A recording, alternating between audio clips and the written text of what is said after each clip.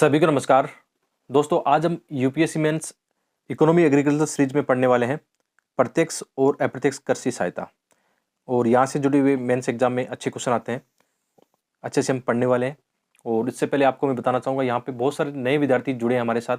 तो आप प्लेलिस्ट में जाकर एथिक्स, ऐसे writing, internal security, geography, NCERT, इसके अलावा भी प्री मेंस से जुड़े बहुत शानदार आपको वीडियो प्लेलिस्ट में मिल जाएंगे। और यहाँ पे मैं जो भी पढ़ाता हूँ बिल्कुल फ्री ऑफ कॉस्ट पढ़ाता हूँ, आप इनको एंजॉय कर सकते हो। और हमारे जो नोट्स आप टेलीग्राम चैनल से डाउनलोड कर सकते हो।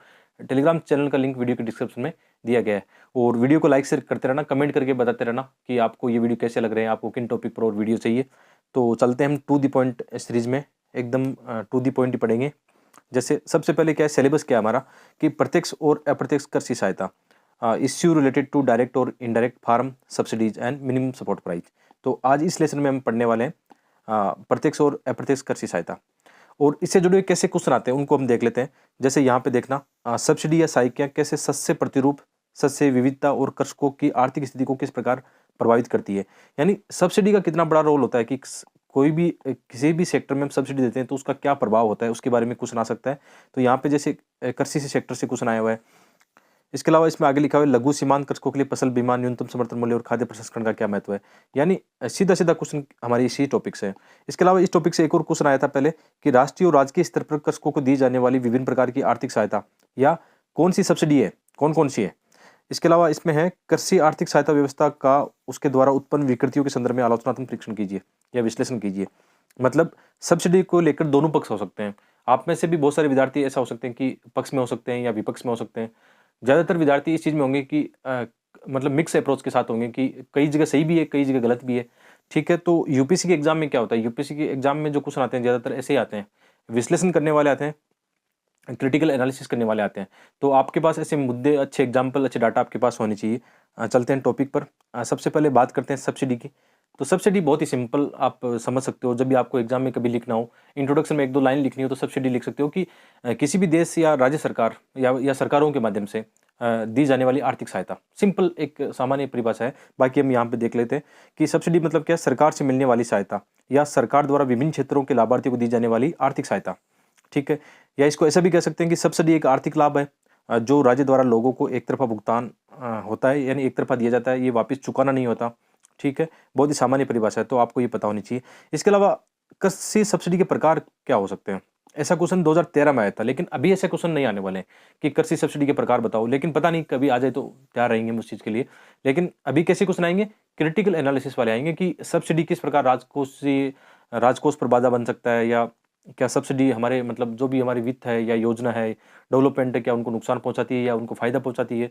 दोनों पक्ष देख के उसमें आपको देखना होगा। और एक चीज़ याद रखना कि करंट के जो मुद्दे हैं, मतलब हमेशा मैं पढ़ाते समय ये बात बोलता हूँ कि इस टॉपिक से जुड़े हुए कोई भी आपको लगता है कोई आर्टिकल आया है, कोई डब्ल्यूटीओ को सब्सिडी का मुद्दा आया है, तो उनको आप देखते रहना, क्योंकि इसमें करंट अफेयर की चीज़ें ज़्यादा आएगी। इस बात को ध्यान रखना। जैसे बजट और इकोनॉमिक सर्वे में सब्सिडी को लेकर कुछ चैप्टर जोड़े गए हैं या कुछ चीज़ें चर्चा में रहती है, तो उसको भी ध्यान में रखना है। तो कृषि सब्सिडी के प्रकार मुख्य रूप से हम देखें, प्रत्यक्ष कृषि सब्सिडी। प्रत्यक्ष कृषि सब्सिडी का मतलब होता है कि सीधे किसानों के खातों में जाती है। मतलब आप इसको ऐसा समझ सकते हो। और जैसे न्यूनतम समर्थन मूल्य है, या आजकल ऐसे बहुत सारे डायरेक्ट बेनिफिट ट्रांसफर देख सकते हो। जैसे मैं अपने खेत का एग्जाम्पल लूँ, हमारा एग्जाम्पल लूँ, तो जैसे फार्म बॉन्ड स्कीम है, जो पीएम कृषि सिंचाई स्कीम के तहत या राज्य सरकार की जो योजना होती है फार्म बॉन्ड बनाने की, उसमें किसान के सीधे खाते में पैसा आता है। जो सब्सिडी मिलती है किसान के सीधे खाते में आती है। तो कई बार मतलब ये होता है कि दोनों चीज़ें हो सकती है उसमें। कई बार अप्रत्यक्ष भी सब्सिडी होती है, कई बार डायरेक्ट भी हो सकती है। आजकल ज़्यादा चीज़ें क्या आ रही है, डायरेक्ट चीज़ें आ रही है, तो उनको आप डीबीटी में शामिल कर सकते हो। इसके अलावा पीएम किसान योजना है, और कृषि ऋण माफी है, और भंडारण प्रसंस्करण में भी आजकल ऐसे होने दोनों चीज़ें होती है। कई बार अप्रत्यक्ष भी है, लेकिन इसको लेकर ज़्यादा कंफ्यूज होने की आवश्यकता नहीं है। ऐसा कोई मतलब सिद्धांत नहीं है कि आपको कोई गलत साबित कर दे कि आपने इसमें प्रत्यक्ष में क्यों लिखा है, अप्रत्यक्ष में क्यों लिखा, उसका फर्क नहीं पड़ेगा। ठीक है, इसके अलावा अप्रत्यक्ष सब्सिडी। अप्रत्यक्ष सब्सिडी आप ऐसा समझ सकते हो, एक एग्जाम्पल के तौर पर हम देखें, जैसे किसानों को यूरिया लेनी हो तो यूरिया मार्केट से लेके आते हैं। अब जैसे यदि उस यूरिया के पैकेट का या जो भी बोरी आती है एक यूरिया की, या आजकल नैनो यूरिया आ रही है जो भी पैकेट में आती है, ठीक है, उसका वास्तविक मूल्य हो सकता है जो मार्केट प्राइस है, बाजार मूल्य है, उसका प्राइस कितना हो सकता है, 1500 से लेकर 2000 रुपये हो सकता है। लेकिन सरकार क्या करती है, यूरिया जो कंपनी है उसको सब्सिडी देती है। तो ये एक तरह से आप क्या समझ रहे हो कि ये इनडायरेक्ट सब्सिडी है। यानी जब किसान मार्केट में जाकर यूरिया खरीदेगा तो उसको वो मिलेगा बहुत ही सस्ता, मतलब 1500 रुपये में मिलेगा, जबकि वास्तविक प्राइस उसकी दुगनी थी। इसकी भरपाई कौन करती है? सरकार करती है। सरकार यूरिया कंपनी को मतलब जितने भी वो तैयार करते हैं मात्रा में, उसके हिसाब से उनको सब्सिडी दी जाती है। तो इसको हम क्या कह सकते हैं? अप्रत्यक्ष सब्सिडी कह सकते हैं। या जैसे आप कई बार हम जैसे फुहारा सिंचाई या बूंद-बूंद सिंचाई के लिए जो उपकरण लेने जाते हैं किसी भी मतलब शहर में मार्केट से, तो वहाँ पर जैसे ऑलरेडी मतलब जो दुकान वाला होता है, जो सेल करता है ऐसी चीज़ें, तो वो हमसे मतलब ऐसा फ़ॉर्म ले लेता है या ऐसा कोई मतलब फ़ॉर्म भरवा लेता है या बिल के साथ में ऐसा कुछ अटैचमेंट कर लेता है कि वो सब्सिडी डायरेक्ट ले लेगा। यानी ये भी अप्रत्यक्ष मतलब सब्सिडी का एक प्रकार है। तो आप समझ गए होंगे कि प्रत्यक्ष और अप्रत्यक्ष सब्सिडी क्या होती है। तो इसके अंदर मैंने यहाँ पे लिख दिया कि सिंचाई, बिजली, उर्वरक और बीज, रिसर्च एंड डेवलपमेंट, नवाचार, मशीन आदि के लिए मतलब इसमें छूट होती है। और ये हमारे जीडीपी का आप कह सकते हो 2% इसमें खर्च होता है। ज़्यादातर मतलब क्या है? अप्रत्यक्ष कृषि सब्सिडी पर ज़्यादा खर्च होता है। आप जब भी मतलब जैसे इकोनॉमिक सर्वे या बजट पढ़ते हो उसमें ऐसे बहुत सारे डाटा आते हैं जिनको नोट कर लिया करो, वो आपके काम आ सकते हैं। इसके अलावा ओवरऑल जैसे आपको ये दिक्कत आती है कि यार प्रत्यक्ष अप्रत्यक्ष में कंफ्यूज होते हो आप चीज़ों को लेकर, तो जब भी ऐसा क्वेश्चन आए तो आप ऐसा लिख दिया करो कि कृषि सब्सिडी के प्रकार, यानी वो कितनी प्रकार की, कई प्रकार की हो सकती है। जैसे मतलब उर्वरकों से संबंधित हो सकती है, विद्युत, सिंचाई, बीज निर्यात, ऋण, कृषि उपकरण, कृषि अवसंरचना, रिसर्च एंड डेवलपमेंट। ठीक है, तो बहुत सारी चीज़ें आप ऐसे भी लिख सकते हो। आपको ये चिंता करने की आवश्यकता नहीं है कि मुझे प्रत्यक्ष अप्रत्यक्ष आती नहीं है, लेकिन आए कुछ ऐसा क्वेश्चन आए तो लिख देना। ठीक है। अब इम्पोर्टेंट मुद्दों पे आते हैं, क्रिटिकल एनालिसिस वाले मुद्दे पे आते हैं कि भारत में कृषि सब्सिडी से संबंधित समस्याएँ क्या है? ठीक है, एक तो समस्या क्या है, एक चिंताएँ, मुद्दे क्या हैं? आजकल देश में फ्री बीज का मामला चल रहा है, आपने कई आर्टिकल और मतलब डिबेट सुनी होगी, उसमें किस प्रकार जो चुनावी घोषणा पत्र होता है उसके अंदर ऐसे वादे कर लिए जाते हैं, आपने देखा होगा। तो उसमें ये कृषि ऋण और कृषि सब्सिडी के मामले भी आते हैं, तो वो भी इसमें आप बता सकते हो, चाहो तो उन मुद्दों को भी शामिल कर सकते हो। देखते इसमें कि वर्तमान में भारत सरकार प्रतिवर्ष किसानों को 2.35 लाख क्या करती है, करोड़ रुपए की सब्सिडी देती है। 2.35 लाख रुपए करोड़ रुपए की सब्सिडी सरकार के द्वारा दी जाती है। तो आप में से कई लोगों को ऐसा लगता होगा कि यार सब्सिडी या मतलब गलत है, ऐसे नहीं देनी चाहिए। कई बार जैसे कृषि ऋण माफी का जब मामला आता है तो उसमें दोनों वर्ग के लोग मिलते हैं कि कई पक्ष में होते हैं, कई विपक्ष में होते हैं। लेकिन आप मतलब सिविल सेवा में जा रहे हो तो आपका मामला कैसा होना चाहिए? आपका दृष्टिकोण होना चाहिए, ऐसा होना चाहिए कि संवैधानिक मूल्य के अनुसार होना चाहिए। आपको मतलब ऐसे एक तरफ़ा बात नहीं करनी है। आप बात करो तो दो तरफ़ा बात कर सकते हो। मतलब क्रिटिकल एनालिसिस करो तो पक्ष बताओ, विपक्ष बताओ या उसके समाधान बताओ, जो आपको लगता है अच्छा लगता है। मतलब एक अच्छा मतलब आंसर आपसे उम्मीद की जाती है अच्छा आंसर लिखने की, तो उस हिसाब से आपको बताना है। तो समस्या और मुद्दे क्या हैं? सबसे इम्पोर्टेंट क्या है कि समस्या और मुद्दे क्या हो सकते हैं, उनको हम देखेंगे यहाँ पे। तो एक तो ये होता है कि जैसे सब्सिडी बहुत ज़्यादा दी जाती है, तो कहीं न कहीं एक जो हमारा राजकोषीय घाटा है, वो बढ़ सकता है। यानी मतलब जो हम प्लानिंग करते हैं, सरकार जितना खर्च करती है, उससे अधिक खर्च करने लगती है। कल्याणकारी योजनाओं पर उनको खर्च करना होता है, तो राजकोषीय घाटे की समस्या आ सकती है। और इससे मतलब जो देश का निवेश, मतलब सार्वजनिक निवेश अच्छे खाने में होना चाहिए या कैपिटल फॉर्मेशन में होना चाहिए था, वो क्या होता है, कहीं न कहीं निवेश संकट आने लगता है। तो सरकार क्या करती है फिर राजकोषीय घाटे की भरपाई के लिए या तो आरबीआई से उधार लेगी या बाजार से उधार लेगी। तो जो निवेश, वही बात है ना कि अन्य कार्यों में होना चाहिए था, वो फिर सरकार अपने घाटे को चुकाने में लगाती है। तो सब्सिडी से ये होता है कि राजकोषीय घाटे इनकी समस्या आती है। आप इनको समझ सकते हो। यहाँ पे जैसे मैंने पॉइंट लिखा कि सब्सिडी से मुद्दे ये चर्चा में रहते हैं कि इनसे क्या होगा, राजकोषीय घाटे में वृद्धि होगी, निजी निवेश संकट आएगा, कैपिटल फॉर्मेशन कम होगा, सार्वजनिक निवेश जो इंफ्रास्ट्रक्चर है, पूंजी निर्माण में होना चाहिए, उनमें नहीं हो पाता है, अन्य सेक्टर में नहीं हो पाता है। तो कृषि योजनाओं पर अधिक खर्च होता है और घाटे का फिर सरकार क्या करती है, वितरण करती है। मतलब जो भी राजकोषीय घाटा है, उसको कम करने के लिए सरकार, आप जानते हो इकोनॉमी में आपने पढ़ा है कि कैसे उसकी भरपाई करेगी, आरबीआई से उधार लेगी, बाजार से उधार ले सकती है, अपने बॉन्ड जारी कर सकती है, आपने ये देखा होगा। ठीक है, इसके अलावा सब्सिडी से एक नुकसान ये होता है कि जो हमारी परंपरागत पर्यावरण अनुकूल कृषि होती है, जैसे आपने जैविक कृषि या जीरो बजटिंग फार्मिंग पढ़ा होगा, उसको भी नुकसान होता है। कैसे नुकसान होता है कि जैसे सरकार, जैसे यूरिया है, उस पर अधिक सब्सिडी मिलती है, तो किसान क्या करेगा, उसको लगता है कि यार बहुत सस्ती है, आराम से खेत में यूरिया लाके उसका छिड़काव करेगा, यानी उसका एक्स्ट्रा दुरुपयोग करेगा। तो कहीं न कहीं जो हमारी परंपरागत कृषि है, जैविक कृषि है, उसको नुकसान होता है और उसके अन्य पर्यावरण भी नुकसान होते हैं। ठीक है? और आगे हम देखें, जैसे zero budgeting farming, natural farming model को नुकसान होगा इसमें। और इसके अलावा जल संकट, इसका एग्जाम्पल आपके पास होना चाहिए। मतलब जैसे एक्चुअल में क्या एक्चुअल में क्या होता है कि मैं एक सामान्य एग्जाम्पल देता हूँ कि जैसे पहले एक समय क्या हुआ था, जैसे पंजाब हरियाणा में हरित क्रांति के बाद में, कि वहाँ पे 24/7 बिजली आ रही थी और बिजली भी राज्य सरकारों के द्वारा मुफ्त में दी जा रही थी। तो जब बिजली फ्री आती है तो किसान क्या करता है, बहुत ज़्यादा उसका दुरुपयोग करेगा और उनके पास जो पंप है, सिंचाई के जो पंप होते हैं, नलकूप होते हैं, उनसे बहुत ज़्यादा सिंचाई की जाने लगी। तो जब बिजली फ्री है आपके पास और चीज़ें फ्री है, मतलब तो क्या करोगे, उसका दुरुपयोग ज़्यादा बढ़ेगा। तो एक संकट देखा गया भूमि के जल संकट का, और पंजाब हरियाणा में ये केस स्टडी सामने आई थी कि बहुत ज़्यादा इसका दुरुपयोग किया गया। मैं अपने आस-पास बात करूँ तो यहाँ पे भी मतलब जब बिजली ज़्यादा आती है तो नलकूप चलते रहते हैं, मतलब यानी पानी का दोहन होता रहता है, चाहे उसमें फिर आप समझ सकते हो, चाहे कभी-कभी ये लगता है कि जब वर्षा हो रही है तब भी किसानों के खेतों में कई बार मतलब लोग ऐसे होते हैं कि सही से मतलब चीज़ों को मतलब सहेज के नहीं रखते हैं, जल का संरक्षण नहीं करते हैं, फुहारे चलते रहते हैं। तो क्यों चलते रहते हैं? क्योंकि बिजली फ्री में है, सब कुछ फ्री में है, तो नुकसान होता है, इसको आप ऐसे समझ सकते हो। और इसके अलावा जैसे एक दो तरफ़ा नुकसान हो गया, एक तो बिजली बहुत ज़्यादा खपत हो रही है, जो फ्री में मिल रही है, दूसरी तरफ जल का जो ग्राउंड वाटर क्राइसिस है, वो भी संकट वहाँ पे पैदा हो जाएगा। तो इन चीज़ों को आप जोड़ के बताओगे, ऐसी चीज़ें को समझ के बताओगे तो ज़्यादा अच्छा रहेगा। तो यहाँ पे मैंने अच्छे से एग्ज़ाम्पल लिख दिया है। और जल संकट जैसे पंजाब हरियाणा में विद्युत पर सब्सिडी और 24 इंटू पंप वहाँ पे मतलब सिंचाई की सुविधा और जल का दुरुपयोग और भूमि के जल संकट देखा गया। और हाल ही में वहाँ पे ऐसे उपचार भी देखे गए हैं कि सरकार ने क्या किया कि पंजाब के कुछ क्षेत्र में ऐसे इंसेंटिव घोषित किया कि आप जैसे कितनी यूनिट बिजली बचा सकते हो, ऐसे प्रयोग किए, वहाँ पे काफ़ी सफलता मिली है। गुजरात में ऐसा किया गया कि कैसे जब ऐसे प्रयास किए गए, जन जागरूकता के प्रयास किए गए कि आप जो भी कर रहे हो गलत कर रहे हो, जल का संकट आपके सामने है और आप सारे दिन पानी का दुरुपयोग कर रहे हो, तो वहाँ पे ऐसे पॉजिटिव चीज़ें भी देखने को मिली है। ये आप बता सकते हो। इसके अलावा जैसे सस्य प्रतिरूप या जो हमने सस्य प्रारूप आपने पढ़ा, सस्य प्रारूप हमने पहले एक चैप्टर पढ़ा था, उसमें क्या पढ़ा था कि जैसे एक खेत है, उसमें खेत में कितनी प्रकार की फसलें बोई जाती है, कितनी विविधता उसमें। जैसे मैं अभी खरीफ की फसलों का एग्ज़ाम्पल दूँ, जैसे हमारे यहाँ बाजरा है, ग्वार है, मोठ है, मूँग है, अलग-अलग फसलें बोई गई है। अब एक चीज़ देखो कि सरकार अभी ये घोषणा कर दे कि आपको बाजरा जो है, उस पे हम क्या करेंगे, एमएसपी ज़्यादा देंगे। यानी उसका बाज़ार मूल्य से आपको हम ज़्यादा मूल्य देने वाले हैं। आपको एक गारंटी दी गई है एमएसपी के तहत कि आपका जो बाजरा है, वो पर क्विंटल हम इतने रुपए में खरीदने वाले हैं। यानी उसका ज़्यादा प्राइस मिलता है, तो किसान क्या करेगा? बाजरा ज़्यादा बोएगा। तो जो हम अन्य चीज़ें बो रहे थे, गँवार से क्या फ़ायदा हो रहा है? गँवार आप जानते हो नाइट्रोजन फिक्सेशन करता है और उसका अन्य उपयोग भी है। बहुत शानदार एक फसल होती है जो मिट्टी की जो उर्वरक या हम कह सकते हैं कि मिट्टी का उपजाऊपन बनाती है, तो वो नहीं बोएँगे। या फिर जो दालें हैं, मूँग है या मोठ है या अन्य जो मतलब चीज़ें उनको नहीं उगाएँगे। तो आप ये देख रहे हो ना कि जैसे विशेषकर हरित क्रांति के बाद में वैसे भी एक संकट था कि हमने कुछ फसलों को ज़्यादा फ़ोकस किया, किस पर? चावल और गेहूँ में। और जब सरकार एमएसपी घोषणा करती है, तो आप ये जानते हो, आपको पता होना चाहिए कि एमएसपी लगभग 24 फसलों के लिए घोषणा की जाती है और विशेषकर उसमें जैसे चावल है, गेहूँ है, तो किसान किसको ज़्यादा बोएगा? चावल, गेहूँ को ज़्यादा बोएगा क्योंकि उस पर ज़्यादा मूल्य उसको मिलने वाला है। तो हमारे देश में एक संकट आ गया था कि दाल और तिलहन को लेकर एक संकट आ गया था और उसका नुकसान ये हुआ कि हमारा जो चालू खाता घाटा बढ़ गया क्योंकि हम दाल और जो खाद्य तेल है, कहाँ से आयात कर रहे हैं? बाहर से आयात कर रहे हैं, तो हमारा कितना पैसा बाहर जा रहा है, तो इसका कितना बड़ा नुकसान हो गया। एक तरफ हमने ये भी देखा कि मोटे अनाज कितना अच्छा होता है कि एक तो जलवायु परिवर्तन से भी लड़ने में सहायक होते हैं, प्लस बहुत सस्ते होते हैं, न्यूट्रिशन में भी अच्छा योगदान देते हैं, उनको हमने बोना छोड़ दिया। तो शस्य प्रतिरूप को कितना नुकसान हो सकता है। अब इसको वापस सही करना हो तो क्या करें हम?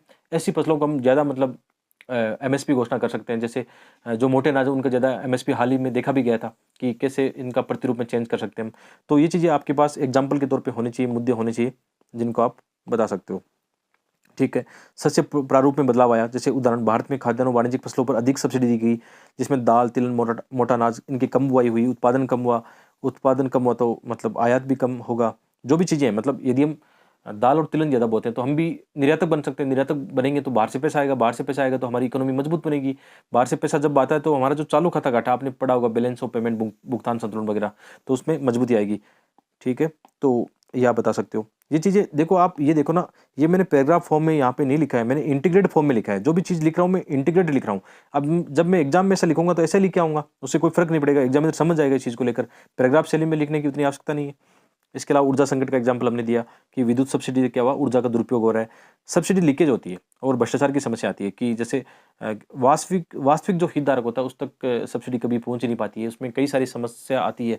इसमें कई बार मतलब डुप्लीकेट कर सकते हैं किसका, जो हितधारक होते हैं, ऐसे ही फॉर्म भरा लिया जाता है और उनके नाम पे पैसा उठा लिया जाता है। लीकेज की समस्या आती है। भ्रष्टाचार आप जानते हो कितना हमारे देश में अभी भी काफ़ी ज़्यादा है और काफ़ी समस्या है भ्रष्टाचार को लेकर। तो आजकल इनका सुधार भी देखा जा रहा है कि इनमें क्या हम समाधान निकाल सकते हैं, वो आप बता सकते हो।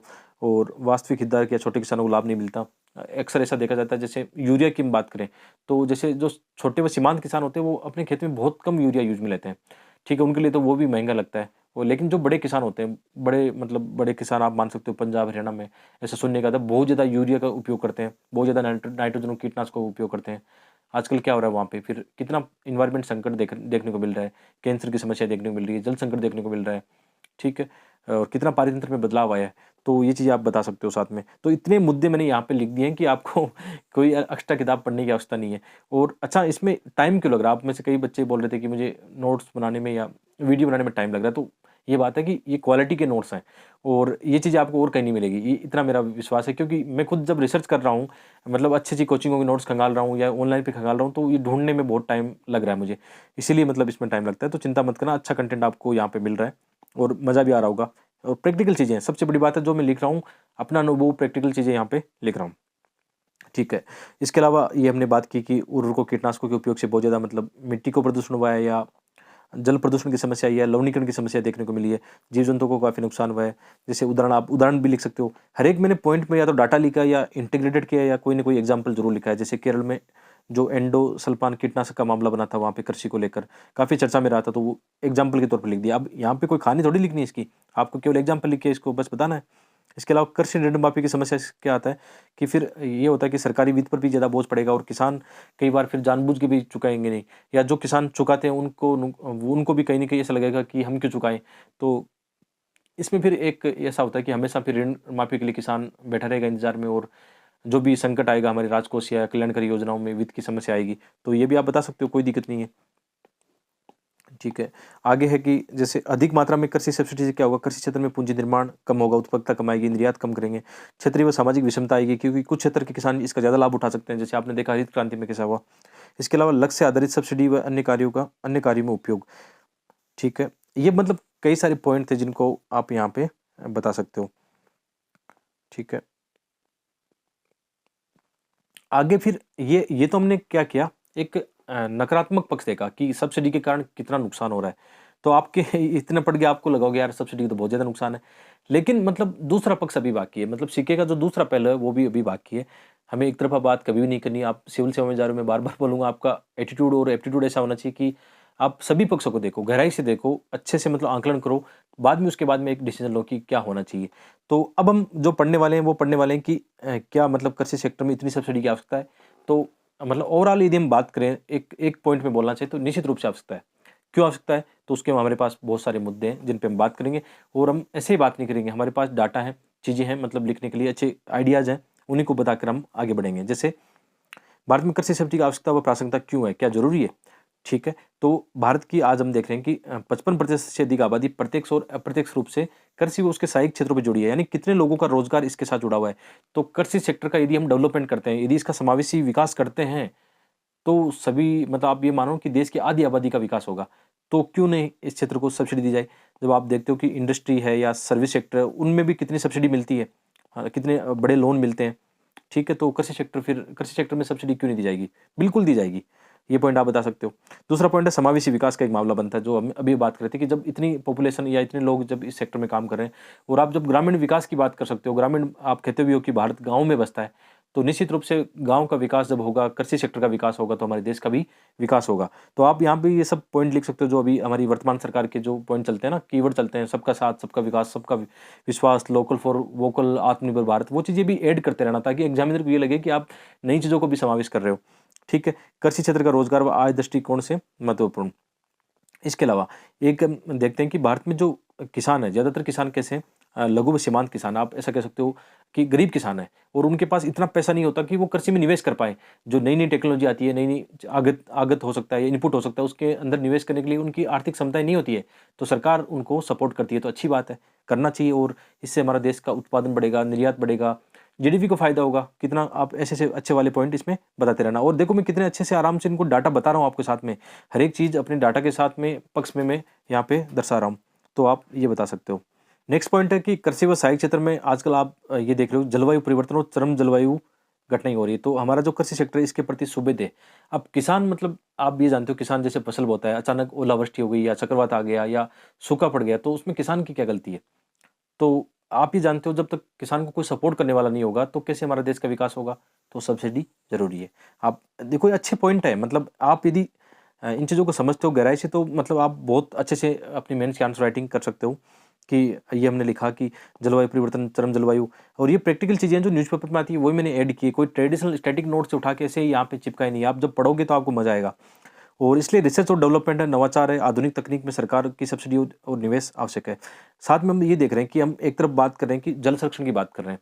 जल संरक्षण कब होगा? जब हम किसान को एम्पावर बनाएँगे, उसका क्षमता विकास करेंगे, जब उसको मतलब ये देंगे कि आप ये चीज़ें खरीद सकते हो। जैसे बूँद-बूँद सिंचाई को बढ़ावा देंगे तो बूँद-बूँद सिंचाई के लिए उसके पास उपकरण होने चाहिए, फुहारा सिंचाई के लिए उपकरण होने चाहिए, फार्म पॉन्ड बनाने के लिए उसके पास पैसा होना चाहिए। तो ये पैसा कहाँ से आएगा? सब्सिडी से। कुछ किसान अपने आप से देगा, कुछ सरकार देगी, मतलब दोनों मिलके जब सहयोग करेंगे तो जल संरक्षण भी करेंगे। और अपने आस-पास में ये देख रहा हूँ कि जैसे मैं अपने अपने आस-पास जो किसानों की बात करूँ, यहाँ पे भी अधिकांश जो किसान हैं लघु और सीमांत किसान हैं, बड़े किसान तो यहाँ बहुत ही कम देखने को मिलते हैं। तो जब तक मतलब सरकार की ऐसी कोई योजना नहीं थी फार्म पॉन्ड को लेकर, क्योंकि फार्म पॉन्ड बनाने का खर्चा 1 लाख से 2 लाख रुपए तक आता है और उसपे सरकार 50% तक सब्सिडी देती है। तो अधिकांश किसान बनाने लगे और एक किसान को देख के दूसरे किसान को भी पता लगा कि अच्छा इसमें सरकार सब्सिडी दे रही है, तो क्यों ना मैं इस योजना को अपने खेत में लागू करूँ। तो किसान उस चीज़ के लिए तैयार है। लेकिन जब तक ये ऐसा ऐसा कोई प्लान नहीं था तो हम भी ऐसा नहीं कर रहे थे। तो इससे फ़ायदा है और फ़ायदा क्या हुआ? अब हम रेन वाटर हार्वेस्टिंग भी कर रहे हैं, बूँद-बूँद सिंचाई भी कर रहे हैं। कृषि प्रोडक्शन भी बढ़ रहा है इसमें, क्योंकि इससे पहले मैं देख रहा था जो प्याज़ का प्रोडक्शन हमारे आस-पास कम था, लेकिन जैसे अच्छी फुहारा सिंचाई आने लगी या फार्म पॉन्ड बनाया, वहाँ से अच्छी सिंचाई होने लगी, तो प्रोडक्शन भी बढ़ा है। तो कुल मिला के जो प्रोडक्शन बढ़ा है देश के हित में ही होगा। आप लोगों के हित में होगा कि आप बड़े-बड़े शहरों में बैठे हो, आपको कई कई बार ये देखने को मिलता है कि प्याज़ का मूल्य ₹100 होता है या टमाटर का मूल्य ज़्यादा होता है, तो आपको गुस्सा भी आता होगा। लेकिन किसान क्या करे? मतलब आप ये डिमांड सप्लाई चीज़ों को समझते हो, तो यदि ऐसा होता है तो फ़ायदा ही होगा कि क्योंकि हमारी जो खाद्यान्न सिस्टम है, सरकार इनको क्या करती है, नियंत्रण में रखती है। तो ये सब चीज़ें आप समझ रहे हो ना, कि सब्सिडी इसके लिए ज़रूरी है। और आगे देखें जैसे खाद्य सुरक्षा का मामला है और खाद्य मुद्रास्फीति भी सरकार को क्या करना होता है, मेंटेन करना होता है कि खाद्य मुद्रास्फीति ज़्यादा नहीं हो जाए। तो इसके लिए भी सरकार जो भी अपने प्रयास है करती रहती है कि इसमें ये भी है कि देश की जो 67% आबादी है उसको हमने खाद्य सुरक्षा के कानून के दायरे में रखा है। तो सरकार की ज़िम्मेदारी है, मतलब कानून बना दिया है तो इनको अधिकार भी दिया गया है कि आपको खाद्य सुरक्षा की गारंटी दी गई है। साथ में निरंतर जो खाद्य कीमतें उनको भी कम रखना है, तो सरकार क्या करेगी, जो कृषि उत्पाद है उनके मूल्य को नियंत्रण करेगी। ठीक है? तो फिर इसकी भरपाई कैसे होगी? इसकी भरपाई होगी अप्रत्यक्ष रूप से कृषि सब्सिडी। यानी वास्तविक हम देखें, किसानों की लागत देखें, जैसे आप ये मान सकते हो कि 1 क्विंटल गेहूँ का मूल्य अभी जैसे लगभग ₹2000 आप मान के चलो। और यदि ऐसा नहीं हो कि सरकार बिल्कुल हेल्प नहीं करे, इसको बाज़ार पर छोड़ दिया जाए, तो वास्तव में इसका मूल्य हो सकता है 6000 मतलब ₹6000 प्रति क्विंटल हो जाए। तो किसान को तो अपना मूल्य बाज़ार से मिल जाएगा फिर। अदरवाइज़ अभी क्या हो रहा है, सरकार मतलब उसमें सब्सिडी दे रही है, जो भी यूरिया की सब्सिडी हो गई, इलेक्ट्रिसिटी पे हो गई, सिंचाई पे हो गई, तो फिर इसका मूल्य फिर कम हो रहा है। तो ये दोनों चीज़ें हैं, फ़ायदेमंद है, कोई दिक्कत वाली बात नहीं है इसमें। और आज़ादी के तुरंत बाद हमने देखा था कि हमारा देश गरीबी, भूखमरी और कुपोषण का शिकार हो रहा था। जो हमने काफ़ी ज़्यादा जो घटिया क्वालिटी के गेहूँ बाहर से हम यूएस से आयात कर रहे थे, हमारा आयात बिल भी उसमें बढ़ रहा था, चालू खाता घाटा भी बढ़ रहा था। तो उससे लड़ने के लिए हमने क्या किया, हरित क्रांति, और हरित क्रांति के अंदर आपने देखा हर एक चीज़ों में सब्सिडी दी गई, जैसे सिंचाई में, मशीनीकरण में या खाद बीज जो भी है, सब्सिडी दी गई। तो इसी का कमाल था कि आज हम खाद्यान्न में आत्मनिर्भर बन पाए। तो आप ये बता सकते हो कि सब्सिडी नहीं देते, तो शायद अभी भी हम बाहर से चीज़ें मँगवाते रहते। तो ज़रूरी है ये चीज़ें। इसके अलावा पर्यावरण अनुकूल कृषि है, जैविक कृषि है, रिसर्च एंड डेवलपमेंट, इनमें भी हम सब्सिडी दे रहे हैं। तो पर्यावरण अनुकूल कृषि को भी हम बढ़ावा दे सकते हैं। पहले हम ज़्यादातर क्या कर रहे थे, कीटनाशक और जो कृत्रिम उर्वरक है उनकी कृषि को ज़्यादा बढ़ावा दे रहे थे। आजकल नया ट्रेंड आया है कि जैविक कृषि को भी हम बढ़ा सकते हैं। जैविक कृषि में भी रिसर्च एंड डेवलपमेंट के लिए पैसा तो चाहिए, सब्सिडी चाहिए उसमें भी। और खाद्य प्रसंस्करण उद्योग किस पर टिका है? कृषि पर टिका हुआ है, क्योंकि खाद्य प्रसंस्करण उद्योग का कच्चा माल क्या है? कृषि से आता है। तो यदि कृषि का जो माल है, कच्चा माल है, यदि महँगा होता है, तो खाद्य जो इंडस्ट्री है हमारी, खाद्य प्रोसेसिंग, फूड प्रोसेसिंग इंडस्ट्री है, वो कहाँ से चलेगी? उनको नुकसान होगा फिर। जो फूड प्रोसेसिंग इंडस्ट्री है उसको सस्ता माल या कच्चा माल नहीं मिलेगा, तो जो खाद्य उत्पाद होते हैं वो महँगे हो जाएँगे। इसके अलावा हमें कृषि निर्यात करना है, तो इसके लिए हमें क्या करना होगा? किसानों को एम्पावरमेंट या मतलब उनको सहायता करनी होगी। कृषि प्रतिरूप में भी हमें इच्छानुसार बदलाव करना है। जैसे पहले हम देख रहे थे कि हम किसी एक सेक्टर में ज़्यादा मतलब एमएसपी प्राइस दे रहे हैं, तो वो फसलें ज़्यादा बोई जाएगी, तो उस क्षेत्र का क्या होगा, शस्य प्रतिरूप ऐसा हो जाएगा, यानी मोनोकल्चर हो सकता है। यदि हम उसको सुधारना चाहते हैं तो हमें वहाँ उस क्षेत्र के आसपास जितनी भी फसलें बोई जाती हैं उनको सबको हम समान महत्व देंगे, तो एक विविधता वाला आ जाएगा, शस्य प्रतिरूप वहाँ का बदल जाएगा, अच्छा हो जाएगा। इसके अलावा जैसे किसानों की आय भी हमें वृद्धि करनी है, हमारा ये उद्देश्य भी रहता है कि किसानों की आय हमें दुगनी करनी है। ठीक है, 2022 में एक टारगेट भी था। और सामाजिक न्याय का भी मामला बनता है, चाहे इसमें आप योजना बता सकते हो, पीएम किसान मानधन योजना या पीएम किसान सम्मान निधि योजना। इसके अलावा कृषि व सहायक सेक्टरों का भी हमें विकास करना है, मत्स्य पालन, पशुपालन, डेयरी उद्योग आदि का भी सर्वांगीण विकास करना है, तो सब्सिडी ज़रूरी है। तो आपने दोनों पक्ष बता दिए कि सब्सिडी ज़रूरी, मतलब ज़रूरी नहीं भी है और लेकिन दूसरा पक्ष आपने मजबूती से रखा कि क्यों ज़रूरी है। इतना मजबूत पक्ष, इतने अच्छे डाटा, इतनी अच्छी चीज़ों को आपने यहाँ पे एंगेज करके बताया, तो निश्चित रूप से आपके अंक आएँगे, मार्क्स बढ़ेंगे। और इसके अलावा जैसे इनका समाधान भी तो हो सकता है, जो हमने नकारात्मक पॉइंट गिनाए थे, विपक्ष में हमने जो बातें की थी, उनका समाधान जब कर लेते हैं, तो समस्या का भी समाधान हो जाएगा। तो इसमें क्या हो सकता है कि इसमें एक तो ये कि जो कृषि सब्सिडी की लीकेज की समस्या थी, भ्रष्टाचार थी, उनका समाधान हम कर सकते हैं और हो भी रहा है। डायरेक्ट बेनिफिट ट्रांसफर और जेम 370 आपने सुना होगा, जन धन आधार और मोबाइल का प्रयोग करके हम डायरेक्ट बेनिफिट ट्रांसफर हम कर सकते हैं। आजकल ऐसा हो भी रहा है, किसानों के खाते में डायरेक्ट पैसे आ रहे हैं, चाहे कृषि सब्सिडी की बात करो या अन्य चीज़ों को लेकर। इसके अलावा वास्तविक हितधारक की पहचान भी आजकल आवश्यक ज़रूरी हो गई। इससे क्या होगा, इसमें भी वही बात है ना कि भ्रष्टाचार की समस्या कम हो जाएगी। जैसे इसमें भी जेम का एग्जांपल दो या जियो टैगिंग का एग्जांपल दे सकते हो। जैसे हमारा एग्जांपल दें कि हमारे खेत में फार्म पॉन्ड बना कि नहीं बना, इसकी जाँच कैसे होगी? हमने सब्सिडी भी ले ली, लेकिन क्या वास्तव में फार्म पॉन्ड बना कि नहीं बना? जो फिजिकल कैपिटल फॉर्मेशन हम कह सकते हैं इसको, ऐसा हुआ या नहीं हुआ? तो उसको क्या कर सकते हैं, जियो टैगिंग के माध्यम से उसकी जाँच कर सकते हैं। आजकल उपग्रह सैटेलाइट जो तस्वीर होती है उसके माध्यम से भी जाँच कर सकते हैं। जियो टैगिंग के साथ वो भी जोड़ सकते हैं कि इस खेत में वास्तव में फार्म पॉन्ड बना या नहीं बना। ठीक है? तो ये भी आजकल समाधान है। तो आपके पास अच्छे पॉइंट होने चाहिए। इसके अलावा प्राकृतिक संसाधनों का सदुपयोग, कैसे? कि जैसे जल संरक्षण व ऊर्जा संरक्षण हेतु अलग-अलग कृषि फीडर नेटवर्क बनाए जा रहे हैं। जैसे एक समस्या देखी गई थी कि किसानों को फ्री में बिजली दी जा रही है उनके खेतों में, तो किसान उसका दुरुपयोग कैसे करते हैं? घरेलू कार्य में करते हैं या उस कोई इंडस्ट्री में भी उसको बिजली को यूज़ में ले रहा है। मतलब घरेलू कार्य में भी उसका बिजली का दुरुपयोग करते हैं, ठीक है? तो इसके लिए क्या हुआ, अलग से हमने क्या किया, कृषि फीडर बना दिए, यानी इलेक्ट्रिसिटी जो कृषि सेक्टर में आएगी उसकी लाइनें अलग से बिछाई गई है। ऐसा वास्तव में हो रहा है, हमारे खेतों में भी ऐसा है कि जो पंप सेट हम चलाते हैं, जो खेती के लिए सिंचाई करते हैं, ठीक है? उसकी बिजली अलग से है और घरेलू जो कनेक्शन है वो अलग से हैं। तो अब दुरुपयोग पे हम रोक सकते हैं, ठीक है? तो ये भी सरकार प्रयास कर रही है। इसके अलावा जैसे इसमें योजना भी है, दीनदयाल उपाध्याय ग्राम ज्योति योजना। जैसे इसमें पंजाब और गुजरात में से देखा गया था, वहाँ पे इसे प्रयोग करके देखे गए थे और उसमें सफलता मिली थी और उसमें एग्ज़ाम्पल राजस्थान का भी लिख सकते हो कि यहाँ पे भी ऐसा प्रयोग किया गया और उसमें काफ़ी सफलताएँ मिली है।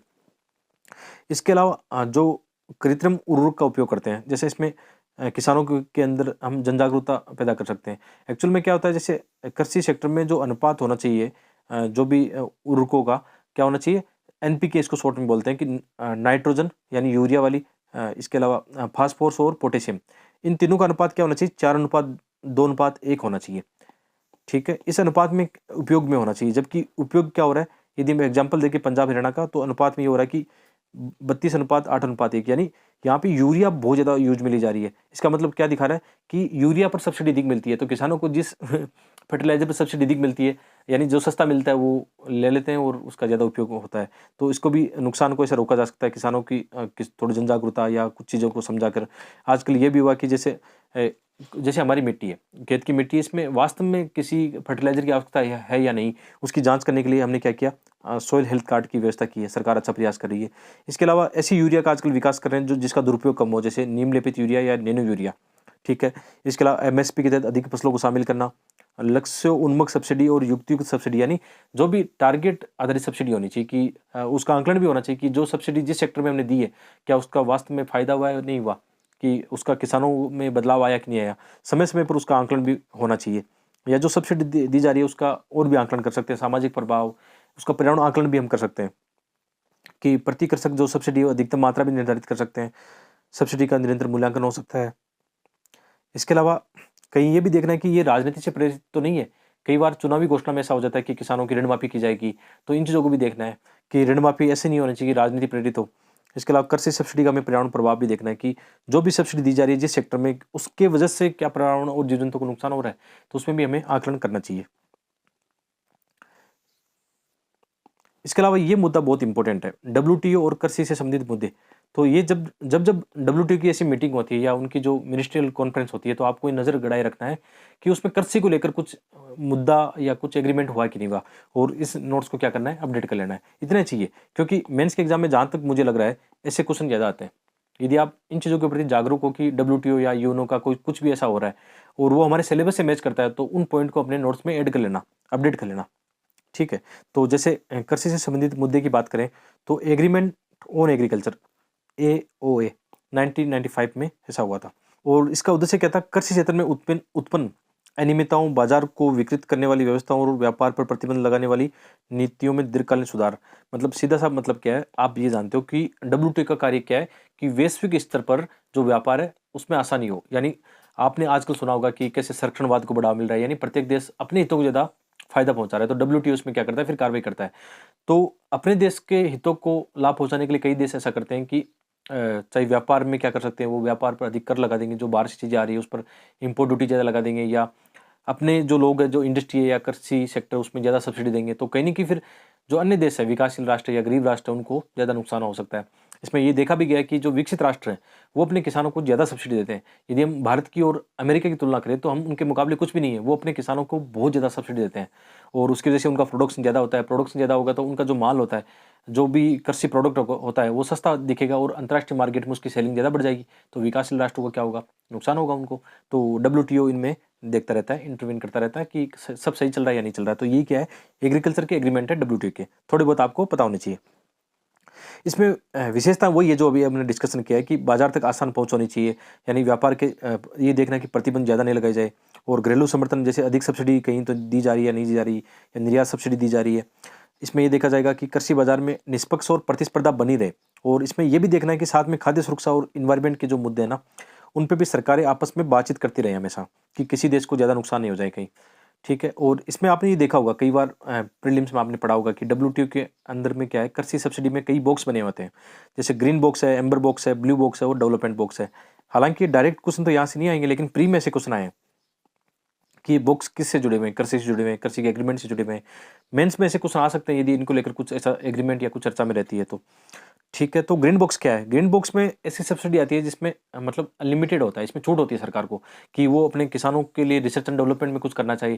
जैसे कोई डेवलपमेंट कृषि से संबंधित डेवलपमेंट है तो उसमें निवेश कर सकती है। इसमें WTO मना ही नहीं है, WTO इसमें मना नहीं कर सकता कि आप इतना पैसा इसमें क्यों दे रहे हो।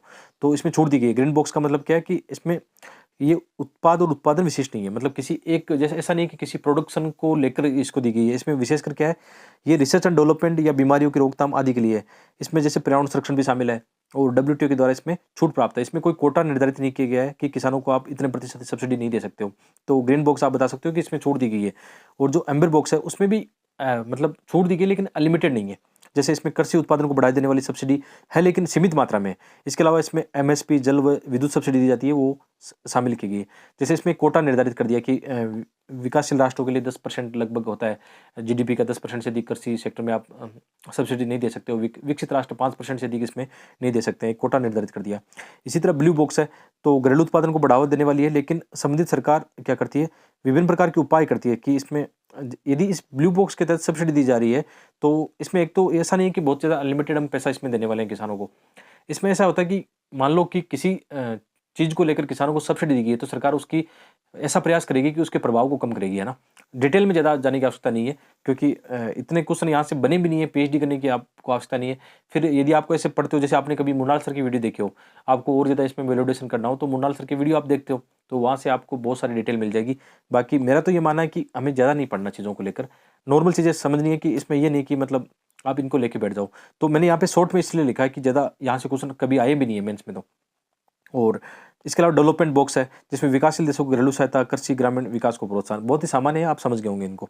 ठीक है, और लास्ट में एक मुद्दा बाकी है, इसको देख लेते हैं कि WTO और भारत कृषि सब्सिडी का मामला कई बार आता है। तो ये आपको पता होना चाहिए कि विकसित और विकासशील राष्ट्रों के मध्य कृषि सेक्टर को लेकर, सब्सिडी को लेकर कई बार चर्चा होती रहती है। विकसित राष्ट्र विकासशील राष्ट्रों पर आरोप लगाते हैं कि विकासशील राष्ट्र अपने किसानों को ज़्यादा सब्सिडी दे रहे हैं, इनके प्रोडक्ट सस्ते हो जाएंगे तो उनका जो मार्केट है वो कैप्चर हो जाएगा, उनको नुकसान हो जाएगा।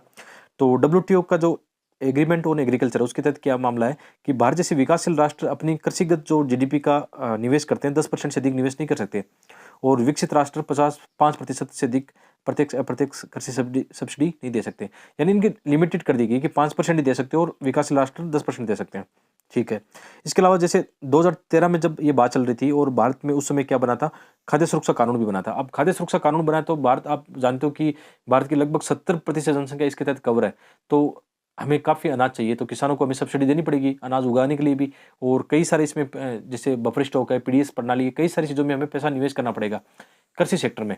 तो कहीं न कहीं फिर ऐसा लगने लगा था, जैसे विशेषकर US को इसको लेकर आपत्ति थी कि कहीं भारत अपनी जो 10% की सीमा उसका उल्लंघन तो नहीं कर रहा है। तो ऐसे मुद्दे आए थे, और उस समय फिर क्या हुआ था, जो WTO का बाली सम्मेलन हुआ था, उसके अंदर ऐसे मामले उठे थे। तो भारत ने अपना मुद्दा भी रखा, साथ में विकासशील राष्ट्रों की तरफ से नेतृत्व करते हुए भारत ने कहा कि कोई भी राष्ट्र जब अपनी खाद्य सुरक्षा की बात करता है, अपने देश के नागरिकों को भूखे नहीं मार सकता, तो उसके लिए हमें ऐसे प्रयास करने पड़ते हैं। तो उसके अंदर क्या हुआ था, एक पीस क्लॉज़ डाला गया था कि चलो कोई बात नहीं, अभी आपको हम छूट देते हैं, लेकिन आने वाले वक़्त में हम ऐसा कुछ करेंगे कि जो विकसित राष्ट्र जो मुद्दे उठा रहे हैं या जो वैश्विक व्यापार की जो समस्या आती है कृषि को लेकर, उनके मामले को हम सुलझाएँगे। लेकिन अभी तक ये मामला सुलझाया नहीं गया है। जब भी ये तो बोल रहा हूँ कि जब भी ऐसा डब्ल्यूटीओ की मिनिस्ट्रियल वार्ता होती है कृषि को लेकर या व्यापार को लेकर, तो उस पर आप अपनी नज़रें गड़ाए रखना और उसको अपडेट कर लेना, ठीक है? तो यहाँ पे मैंने ये बात लिख दी भी है कि 2013 में डब्ल्यूटीओ की जो बाली सम्मेलन हुआ था, उसमें एक अस्थायी पीस क्लॉज़ जोड़ा गया है, ठीक है? जो अभी अभी ने बात की थी, आप इसको पढ़ लेना। और ये लेसन आज का हमारा समाप्त होता है और आगे नेक्स्ट चैप्टर में पढ़ेंगे एमएसपी से जुड़ा हुआ कि एमएसपी क्या है, भारत में लेकर एमएसपी को लेकर क्या प्रोविज़न है, क्या कानून बनाए गए हैं, कौन एमएसपी डिसाइड करता है, और अभी एमएसपी को लेकर एक कानून भी, कृषि कानून भी चर्चा में है। तो इन चीज़ों को लेकर नेक्स्ट वीडियो में हम आएँगे, ठीक है? बने रहना हमारे साथ। और थोड़ा-सा टाइम लगता है, ये टाइम इसी में लगता है कि अच्छे नोट्स बनाने के लिए, अच्छा रिसर्च करने में थोड़ा-सा वक़्त लगता है। उठा के यूँ ही नहीं कि किसी नोट्स को हमने आके यहाँ पे पढ़ने लगे, ऐसा नहीं होता है। थोड़ा-सा रिसर्च ज़रूरी है। तो मिलते हैं एक और वीडियो में। आपसे उम्मीद करता हूँ कि आप वीडियो को लाइक, शेयर करोगे, कमेंट करके बताओगे। बहुत-बहुत धन्यवाद।